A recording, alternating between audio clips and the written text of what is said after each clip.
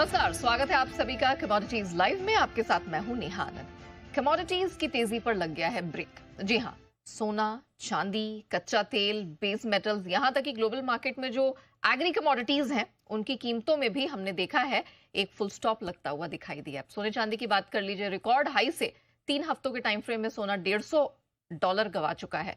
चांदी की बात कर लीजिए तो ऊपरी स्तर से $30 के आसपास तक कीमतें मिड अप्रैल के आसपास चली गई थी, वहां से 10% झटक चुका है। कच्चे तेल की बात करें, इसकी कीमतों में हमने इसी हफ्ते एक दिन में 5% का भारी भरकम करेक्शन देखा है। 7 हफ्ते के लोज पर है कमोडिटी। मेटल्स की बात कर लें, कॉपर अपने रीसेंट हाई से $400 गवा चुका है। एल्यूमिनियम की भी बात कर ले, कुछ कुछ यही हाल दिखाई दे रहा है। और एग्री कमोडिटीज, जैसे मैंने कहा, वहां पर भी बहुत सारी कमोडिटीज है जिनकी रिकॉर्ड तोड़ तेजी पर ब्रेक लगा है। अब सवाल यहां पर जो बनते हैं वो ये कि ये गिरावट क्यों आ रही है, कब तक जारी रहेगी ये गिरावट, क्या अब ये गिरावट थमने वाली है? अगर हाँ, तो क्या यहां पर निवेशकों के लिए अक्यूमुलेशन का मौका है? ट्रेडर्स क्या करें? इन सारे सवालों के हम जवाब आपके सामने रखेंगे। और आज जो हमारे सामने एक पैनल जुड़ा है, उनसे हम आपका परिचय कराएंगे, लेकिन उससे पहले जरा अपनी स्क्रीन पर बिग ब्रेकिंग पर नजर डाल लीजिए। जी हाँ, एक बार फिर से जी बिजनेस देश का नंबर 1 बिजनेस चैनल बनकर उभरा है। हफ्ते दर हफ्ते, महीने दर महीने, साल दर साल, ये अब हमारे लिए एक बहुत ही आम बात हो गई है। क्यों? क्योंकि ये आपका ही प्यार है, आपका ही भरोसा है, आप ही का विश्वास है जो हमें लगातार नंबर 1 की पोजीशन में बनाए रखे हुए हैं।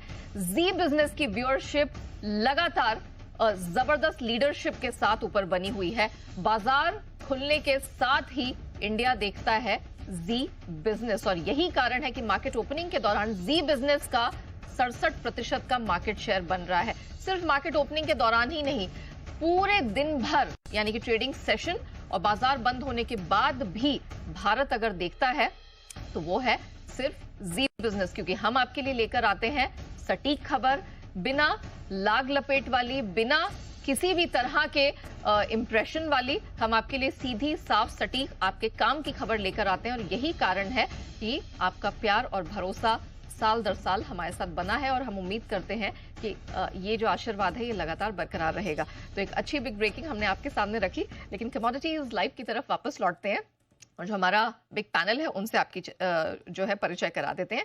ट्रेडबुल सिक्योरिटीज के भाविक पटेल जी आज हमारे साथ शो में शामिल हैं। प्रो इंटेली ट्रेड के दिनेश सोमानी जी का भी साथ है, एंड ऑफ कोर्स हमारे साथ निर्मल बंक के कुणाल शाह भी शो में शामिल हो चुके हैं। भाविक जी, गोल्ड से शुरुआत करते हैं। प्रेशर बनता चला जा रहा है यहाँ पर। अमेरिका में ब्याज दरों को लेके जैसी अनसर्टेनिटी, अब तो लग भी नहीं रहा है कि साल के अंत में भी अगर एक कटौती मिल जाए तो वो बहुत बड़ी बात होगी। सेफ हेवन बाइंग अगर आप कहें, ठीक है, थोड़ा बहुत यहाँ पर हिली डुली है। वॉर प्रीमियम है, वो भी यहाँ से गायब हुआ है।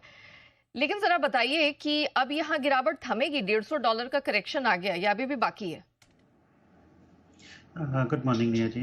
सबसे पहले तो कॉन्ग्रेचुलेशन है बिजनेस को देश का नंबर 1 बिजनेस चैनल होने के लिए, और सब दर्शकों को भी शुभकामनाएं। देखिए, गोल्ड में अगर देखें तो दिसंबर से जो रैली शुरू हुई थी वो वही एक्सपेक्टेशन से हुई थी कि जून जुलाई में शायद ब्याज दर कटौती होगी, वो नहीं है। उसके बाद भी हमने देखा कि जो मिडिल ईस्ट का टेंशन है उसका एटलीस्ट $100 वॉर प्रीमियम बढ़ चुका था। बट अभी भी अगर हम देखें तो जो जिस हिसाब से तनाव जो है वो कम हो रहा है, तो उसकी वजह से सेफ हेवन बाइंग भी कम हो रही है। तीसरा फैक्टर अगर देखें तो गोल्ड की रैली बहुत स्ट्रांग हो चुकी थी, बहुत ओवरबॉट और ओवरस्ट्रेच थी, तो टेक्निकली भी एक करेक्शन एक्सपेक्टेशन था।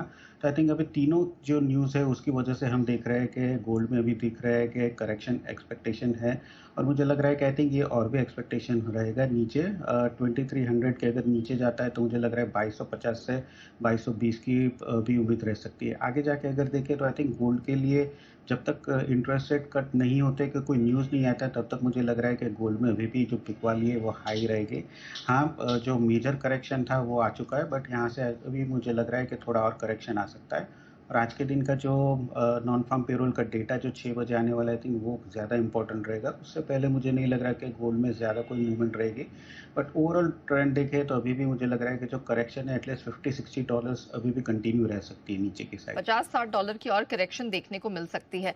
भाविक जी, आपकी क्या राय बन रही है? अब कच्चे तेल में क्या रेंज दिखाई दे रही है? ब्रेंट क्रूड अब हम देख रहे हैं कहाँ $90 के करीब ट्रेड करता हुआ दिखाई दे रहा था, अब 83-84 में अटक कर रह गया है। यहाँ से अब $80 देख रहे हैं कच्चे तेल को जाता हुआ, या वापस से $90 का रुख करेगा?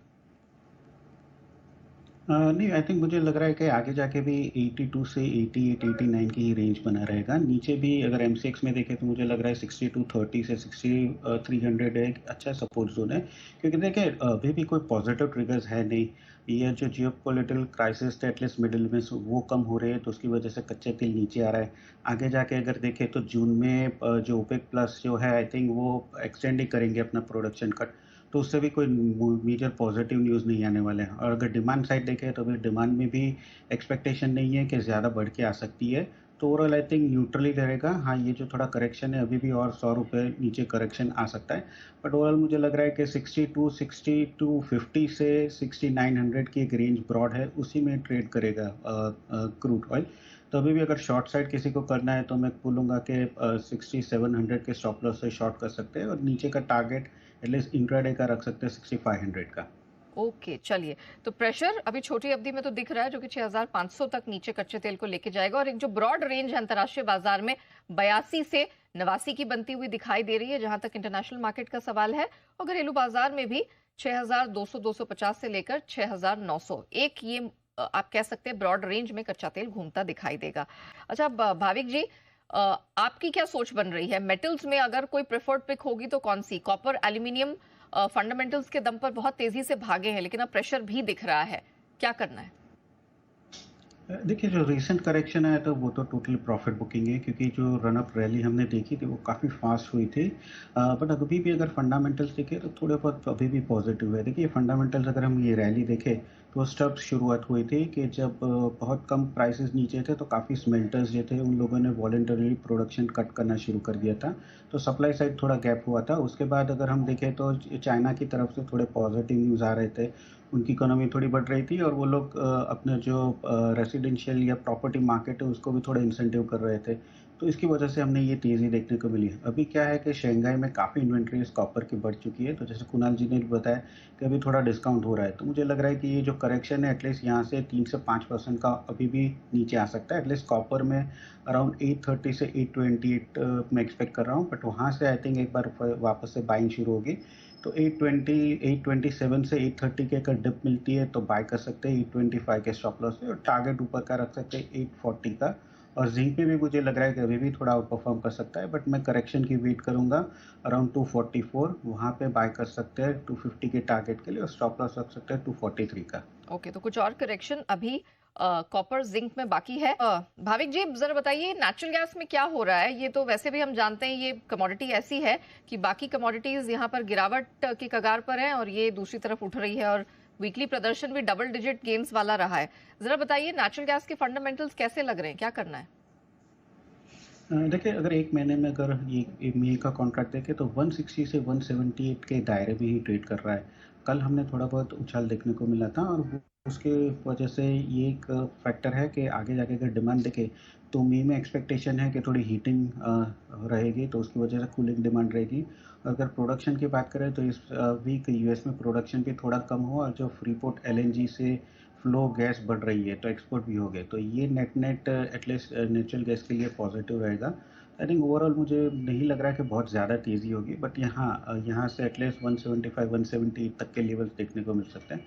बट फिर भी मैं ऑप्शन के वाया ही रिकमेंड करूँगा कि जहाँ पे 175 का जो कॉल ऑप्शन है अभी 6.5 के करीब चल रहा है, तो वो बाय कर सकते हैं 9 के टारगेट के लिए, और स्टॉप लॉस रख सकते हैं ₹5 का।